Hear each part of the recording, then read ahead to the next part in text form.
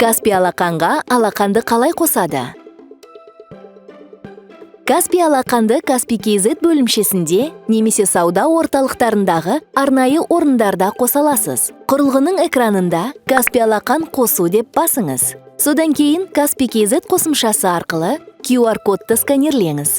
Алақаныңызды Каспий алақан камерасына жақындатыңыз. Каспий KZ мобильді қосымшасына оралып, растау және жалғастыру деп басыңыз. Геопозицияны қосуға рұқсат етіңіз. Каспий KZ Каспий алақанның жанында дәл сіздің тұрғаныңызға көз жеткізуі қажет.